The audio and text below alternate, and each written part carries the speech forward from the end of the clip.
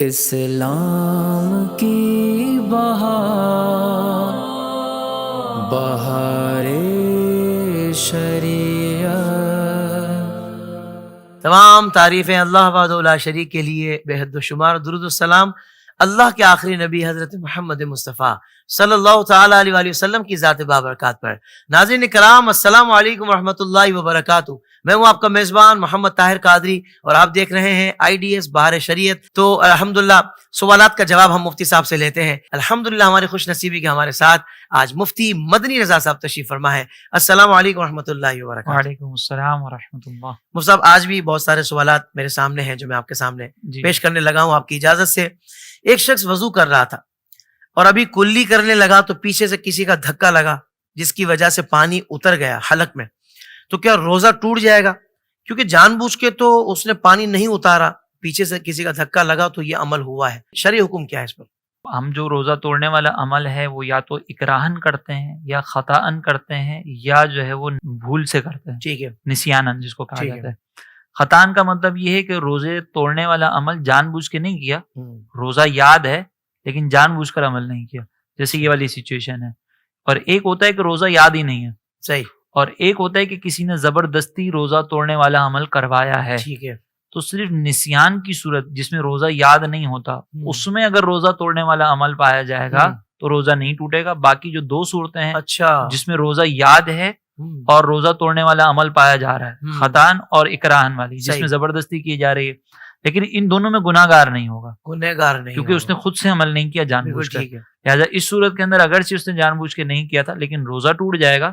بقیہ دن اپنا روزہ دار کی طرح گزارے اور اس روزے کی بعد میں قضا کرے. اس پہ کفارہ ہے؟ پھر کفارہ بھی نہیں ہوگا، کفارہ بھی کیونکہ کفارہ اس نے خود سے نہیں توڑا نا، جرم کامل نہیں. بالکل ٹھیک ہے. تو مطلب اب بندہ وضو وغیرہ کر رہا ہو تو ذرا اطراف میں دیکھ لے کہ بھائی کوئی ایسا بھاری بھرکم آدمی تو نہیں ہے جس کا ہاتھ پاؤں لگ سکتا ہے، اور جو چلنے والے ہیں وہ بھی دیکھ لیں کہ وضو کرنے والوں کا روزہ نہ ٹوٹے. ہاں، یہ بہت پیاری بات آپ نے ارشاد فرمائی. اچھا مفتی صاحب، اگلے سوال کی طرف بڑھتے ہیں. ماشاءاللہ ایک رمضان شریف میں اتنا اعلیٰ ذوق بن جاتا ہے، اتنی زبردست پریکٹس ہو جاتی ہے روزے رکھنے کی کہ الحمدللہ شوال المکرم کے روزوں کی چونکہ فضیلت بھی بہت زیادہ ہے، وہ بھی آپ ارشاد فرمائیے گا، تو لوگ ماشاءاللہ تیار ہو جاتے ہیں. تو شوال میں جو 6 روزے رکھے جاتے ہیں تو کیا یہ ترتیب وار رکھنے ہوں گے اور کیا یہ دوسری عید سے ہی شروع کرنا ضروری ہے یا کوئی بھی اس میں سے ایام ہم انتخاب کر سکتے ہیں پورے مہینے میں سے سوائے عید کے، اور اس کی فضیلت کیا ہے؟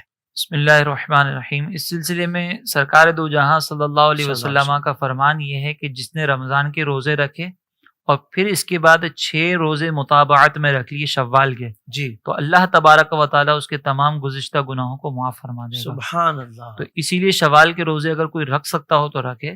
اس میں جو حکم ہے وہ یہ ہے کہ دوسری عید سے ضروری نہیں ہے.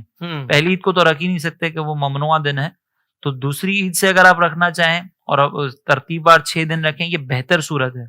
لیکن اگر کوئی بالفرض دوسری عید سے شروع نہیں کر سکتا، ترتیب بار نہیں رکھ سکتا، تو وہ آلٹرنیٹ ڈیز کے اندر بھی رکھ سکتا ہے. پورے شوال کے مہینے میں 6 دن کوئی بھی منتخب کر لے، چاہے درمیان میں کتنا ہی گیپ ہو، یہ فضیلت اس کو حاصل ہو جائے گی. ترتیب بار رکھنا ضروری نہیں. بالکل صحیح ہے، لیکن یہ کہ ایک کنٹینیوٹی کے ساتھ نا، مطلب ہمت کے ساتھ بندہ رکھ وہ ہمت کے ساتھ رکھ بھی لے گا اور اس کی فضیلت بھی ہے. مستحب زیادہ بہتر عمل یہی ہے کہ ایک ساتھ کنٹینیوٹی میں رکھیں اور دوسری عید سے ہی رکھ لیں، تو یہ زیادہ بہتر ہے. لیکن اگر کوئی بالفرض ایسی صورت حال ہے کہ نہیں رکھ پا رہا تو اجازت ہے، اجازت ہے. بہت اچھے. انشاءاللہ نیت کرتے ہیں ہم سارے، اللہ نے چاہا تو رمضان المبارک کے روزوں کے بعد شوال المکرم کے جو 6 روزے ہیں اتنے فضیلت والے، اس کا بھی اہتمام کریں گے انشاءاللہ عز و جل. اچھا مفتی صاحب، سوال یہ تھا کہ سحری کے موقع پر دیکھا گیا ہے کہ کچھ لوگ اذان کا انتظار کر رہے ہوتے ہیں، اذان ہو تو پھر ہم آخری سپ لے کر پھر روزہ بند کریں. تو یہ بتائیے کہ کیا اذانیں شروع ہو جاتی ہیں اور اس وقت بھی آپ پانی پی رہے ہیں کہ بھائی اذان ابھی تک ختم نہیں ہوئی، تو کیا روزہ باقی رہے گا؟ دیکھیں، اس سلسلے میں کچھ احادیث کی بنیاد پر کچھ کنفیوژن ہو جاتی ہے. لوگ چونکہ مکمل طور پر صحیح سے معلومات حاصل نہیں کرتے تو کنفیوز رہتے ہیں. سرکار علیہ الصلوۃ والسلام کی بعض احادیث ہیں جس میں سرکار نے فرمایا کہ اذان ہو اور اس دوران کوئی کھا پی رہا ہو تو اس کے روزے پہ فرق نہیں پڑتا، مفہوم ہے صحیح. لیکن اس حدیث مبارک کی وضاحت دوسرے مقام پر ہمیں ملتی ہے جس میں سرکار علیہ السلام نے فرمایا کہ جب تک عبداللہ اذان دے رہے ہوں، عبداللہ ابن ام مکتوم، تو تم اپنا کھانا پینا جاری رکھو، لیکن جب بلال اذان دیں تو روک دو. صحیح. تو اب اس کی تشریح میں علماء نے بیان کیا کہ جو حضرت عبداللہ اذان دیتے تھے یہ تہجد کی اذان تھی. اللہ اس لیے سرکار علیہ الصلوۃ والسلام نے فرمایا کہ اس دوران اگر کوئی کھا رہا ہے تو کوئی حرج نہیں ہے، کیونکہ تہجد کا وقت وہی وقت ہے جو سحری کا وقت ہے، سبحان اللہ لہٰذا اس دوران کھاؤ۔ لیکن جب بلال اذان دے تو اپنے کھانے کو روک لو۔ صحیح تو حضرت بلال وہ فجر کی اذان دیا کرتے تھے۔ اور اگر ہم قرآن مجید کی آیت مقدسہ بھی دیکھیں تو قرآن نے ہمیں حکم دیا کلوا واشربوا حتی یتبین لکم الخیط الابیض من الخیط الاسود من الفجر۔ صحیح تو اب یہاں پر آپ دیکھیں کہ اللہ تعالیٰ نے فرمایا کہ تم اس وقت تک کھاتے پیتے رہو کہ جب تک وقت فجر میں سے سفید ڈورا کالے ڈورے میں سے ظاہر نہ ہو جائے۔ تو اب جب اللہ نے یہ فرما دیا کہ یہ جو وقت ہے جب تک یہ وقت ہے اس سے پہلے پہلے تک کھاتے رہو، صحیح جیسے ہی سفید ڈورا ظاہر ہو تو رک جاؤ۔ صحیح تو اب یہاں پر ہمارے سامنے قرآن کی آیت موجود ہے جس میں صراحتاً اللہ نے یہ حکم بیان فرمایا کہ اس وقت تک تم کھا سکتے ہو، اس کے بعد نہیں کھا سکتے، رک جاؤ اس وقت۔ تو اب جب قرآن کی آیت آ جائے اور اس کے مقابلے میں جب کوئی حدیث مبارکہ ہوتی ہے تو پھر ہم حدیث مبارکہ میں تعویل کرتے ہیں، اس کے اندر اس کے معنی کچھ اور تشریح کی ضرورت ہوتی ہے اور قرآن کی آیت پر عمل کیا جائے گا۔ لہٰذا اگر کوئی فجر کی اذان کے دوران بھی کھاتا پیتا رہا اس کا روزہ نہیں ہوگا، کیونکہ اس نے روزے کا وقت شروع ہونے کے بعد کھانا پینا کیا۔ بالکل ٹھیک ہے۔ اور اسی کے ساتھ مطلب افطار کے حوالے سے بھی ارشاد فرما دیں، کچھ لوگ افطاری میں بھی انتظار کر رہے ہوتے ہیں، حالانکہ وقت افطار ہو چکا ہوتا ہے، وہ انتظار کر رہے ہوتے ہیں کہ بھائی اذان شروع ہو پھر ہم افطاری کریں، حالانکہ کچھ علاقوں میں کچھ جگہوں پر بلکہ اکثر جگہوں پر وقت شروع ہونے کے 5 منٹ بعد 4 منٹ بعد اذان شروع ہوتی ہے، تو کیا اذان کا انتظار کرنا ہے یا وقت افطار ہونے پر افطاری کر لیں گے؟ روزہ افطار کرنا ہو یا روزہ جو ہے نا اس کی سحری اپنے اسٹارٹ کرنی ہو، روزہ کی ابتدا ہو یا انتہا ہو، دونوں کا تعلق وقت سے ہے، اذان سے نہیں ہے۔ صحیح جب وقت ہو گیا تو آپ افطار کریں، جب وقت ہو گیا تو آپ اپنی سحری مکمل کر لیں۔ صحیح۔ اب اذان کا لوگ انتظار کرتے ہیں اور اس میں اگر تاخیر ہوتی ہے تو سرکار علیہ الصلوۃ والسلام کے فرمان کے مطابق یہ تاخیر کرنا جو ہے نا مناسب نہیں ہے۔ صحیح۔ سرکار علیہ السلام نے فرمایا کہ میری امت اس وقت تک صحیح راہ پر قائم رہے گی جب تک وہ افطار میں جلدی کرے گی۔ تو اسی لیے افطار میں جلدی کرنا یہ مستحب عمل ہے، بلا وجہ تاخیر کرنا یہ مناسب نہیں ہے۔ لہٰذا اذان کا انتظار کرنے کی ضرورت نہیں ہے، اگر وقت ہو چکا ہے ہاں اس وقت کے اندر آپ 1-2 منٹ کا انتظار کر لیں، احتیاطی طور پر وہ ایک الگ بات ہے، وہ آپ کریں اور پھر اس کے بعد آپ افطار کر لیں، اذان کا انتظار نہ کریں۔ بالکل ٹھیک ہے۔ وہ سب یہ بھی ارشاد فرما دیں کہ اب اذان شروع ہو گئی تو ایسی صورت میں کیا وہ کھانا جاری رکھا جا سکتا ہے؟ شرعی طور پر اس کی اجازت ہے؟ کیونکہ آپ نے فوراً نماز جماعت میں بھی پہنچنا ہے، تو اس صورت میں کیا شرعی حکم ہے؟ دیکھیں اذان کا حکم یہ ہم اس دوران اگر کھا پی رہے ہیں تو اس میں حکم یہ ہوتا ہے کہ اگر کوئی پہلے سے کھا پی رہا ہے اور پھر اذان ہو رہی ہے تو وہ اپنا کھانا کنٹینیو کر سکتا ہے۔ اب یہاں پہ بھی سچویشن یہ ہوتی ہے کہ افطاری شروع کر دیتے ہیں، پھر جماعت میں بھی پہنچنا ہے اور پورے دن بھوک بھی ہے، تو اب یہاں پہ 2 چیزیں ٹکرا رہی ہیں، یا تو اذان کا جواب دیں یا بھوک کے ساتھ جا کر جماعت میں ہم شرکت کریں، تو افطاری کے بعد بھوک عموماً برداشت ہوتی نہیں ہے، ایسا ہی اور توجہ بڑھتی ہے۔ تو یہاں پر آپ افطاری کے دوران کھاتے پیتے رہیں، اذان ہو رہی ہے آپ کھائیں، کوئی مسئلہ نہیں، اور پھر جا کر جماعت کے ساتھ نماز ادا کریں۔ سبحان اللہ سبحان اللہ۔ اچھا ایک اور بات اس میں بھی تھوڑا سا کنفیوژنز رہتی ہیں کہ وقت افطار ایک دعا پڑھی جاتی ہے، اللہم انی لک صمت وبک آمنت وعلیک توکلت وعلی رزقک افطرت، تو یہ دعا کس وقت پڑھنی ہے؟ جیسے وقت شروع ہو جائے تب پڑھنی ہے یا کچھ کھانے پینے کے بعد پڑھنی ہے؟ درست وقت کون سا ہے؟ دیکھیں اس میں دونوں طرح کے ہمیں اقوال ملتے ہیں، پہلے بھی پڑھ سکتے ہیں بعد میں بھی پڑھ سکتے ہیں، بہتر یہ کہ بعد میں پڑھ لیں، لیکن اس پہ کسی ایک مسئلے کو بنیاد بنا کر مصر ہو جانا کہ نہیں پہلے پڑھنے والا کہے بعد میں نہیں پڑھ سکتے، بعد میں پڑھنے والا کہے پہلے نہیں پڑھ سکتے، دونوں انداز سے پڑھ سکتے ہیں۔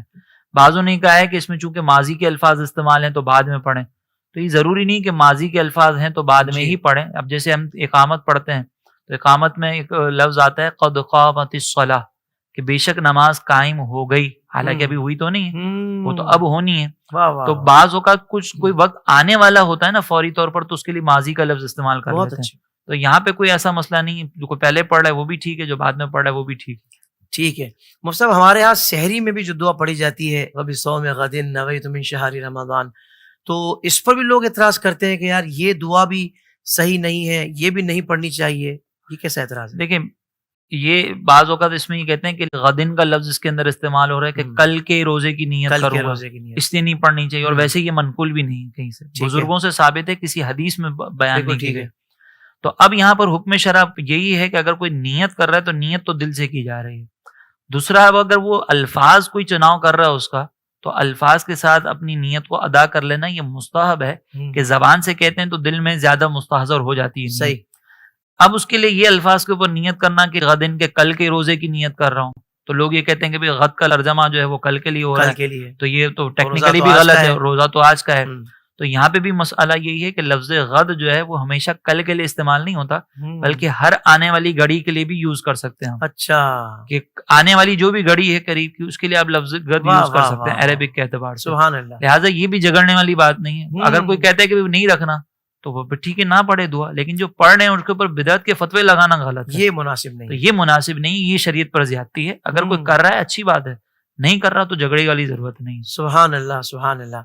اچھا مفتی صاحب، ہمارے ہاں یہ بھی ایک رجحان پایا جاتا ہے کہ بھائی 5 روزہ تراویح، 7 روزہ تراویح، 10 روزہ تراویح، 6 روزہ تراویح یہ پڑھ لی جاتی ہے، پھر اس کے بعد جو نا وہ سمجھتے ہیں بھائی ہماری تو تراویح ہم نے پوری پڑھ لی ہے۔ تو کیا تراویح مطلب تمام دنوں میں پڑھنی ضروری ہے رمضان شریف کے، یا 5-6 روزہ پڑھ لی تو آپ کی تراویح ساری ہو گئی؟ تراویح کے سلسلے میں نا 3 طرح کی سنتیں موقع ہیں۔ ٹھیک ہے، ایک تو فی نفسی ہی 20 رکعتیں رمضان کی تمام راتوں میں پڑھنا، یہ سنت یہ ہے، سنت موقع ہے، یہ ادا کرنی ہے۔ دوسری یہ ہے کہ جماعت کے ساتھ سنت موقع علی الکفایہ ہے، صحیح، ٹھیک ہے، اگر کسی نے جماعت کے ساتھ چند لوگوں نے پڑھ لی بقیہ سے ساکت ہو گئی۔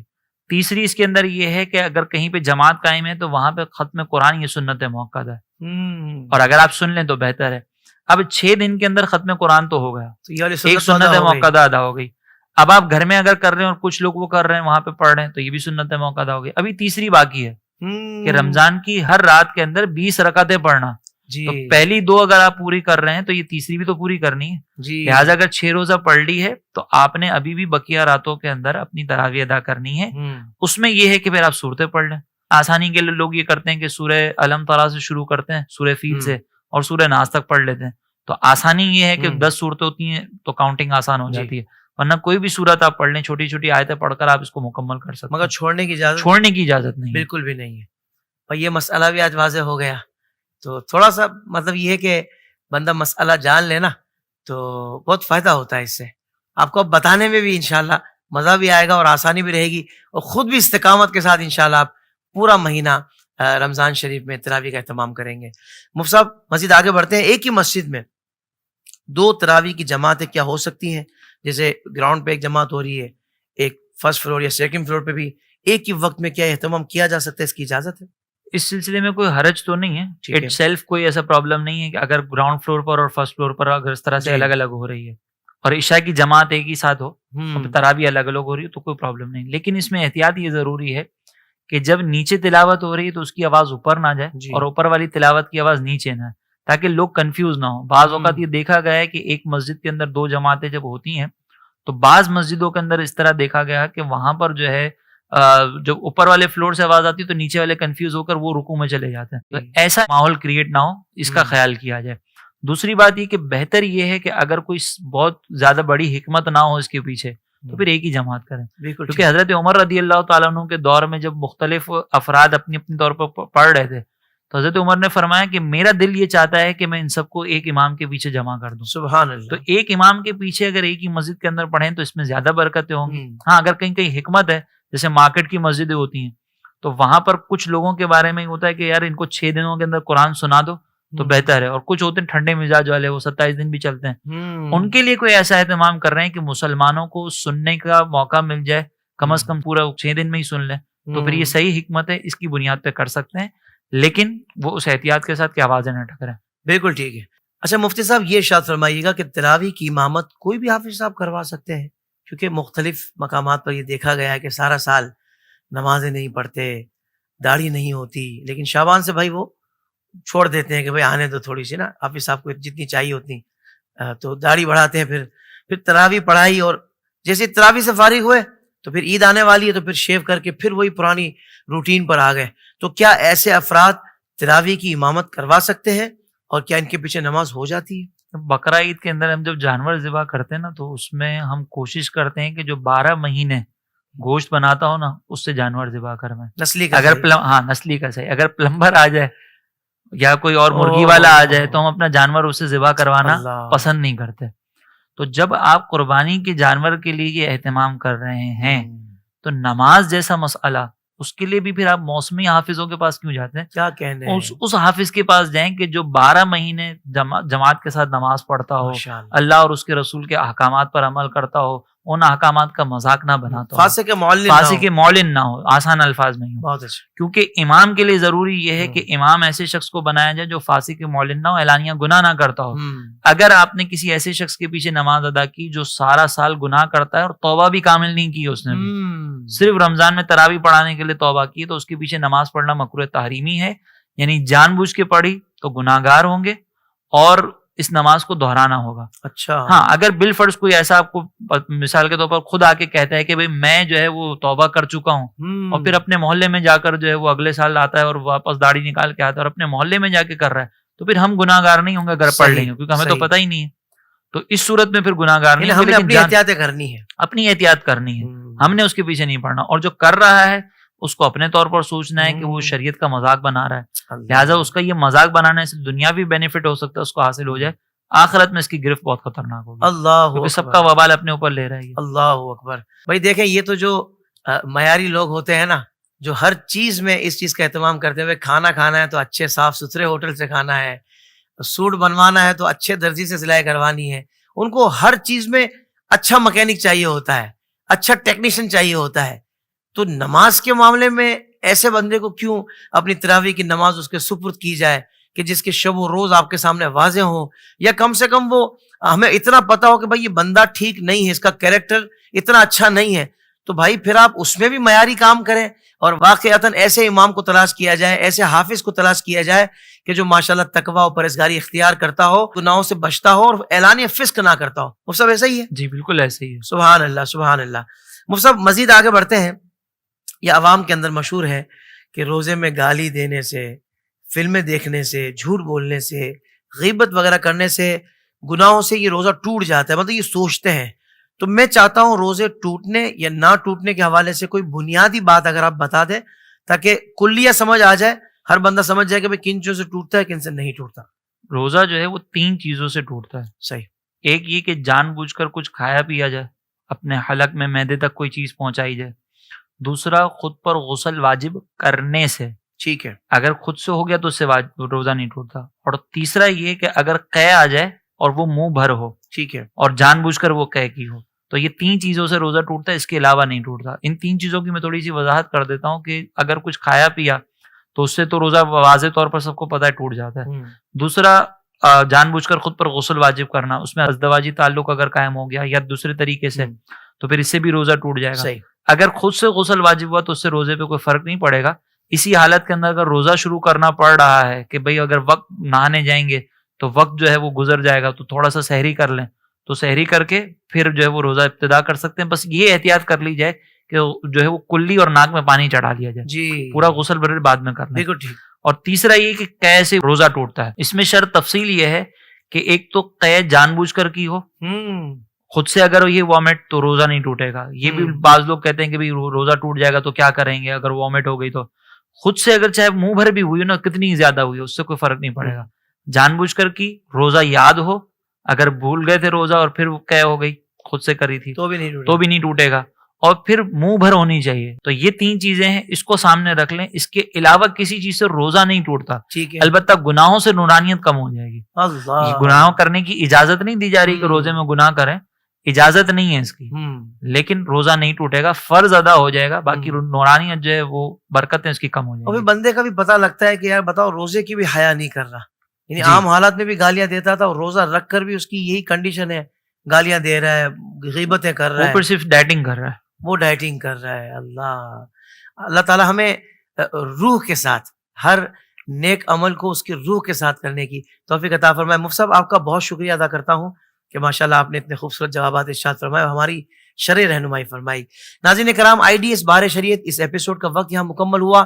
آئی ڈی ایس بہار شریعت اب آپ کے سامنے ہے، آپ اس کو دیکھنا جاری رکھیں، وقتاً فوقتاً اس سے استفادہ کریں، انشاءاللہ وہ معلومات کا خزانہ آپ کے ہاتھ آئے گا کہ جو یقیناً آپ کا مقدر ہے اور ہونا چاہیے ایک مسلمان کا مقدر.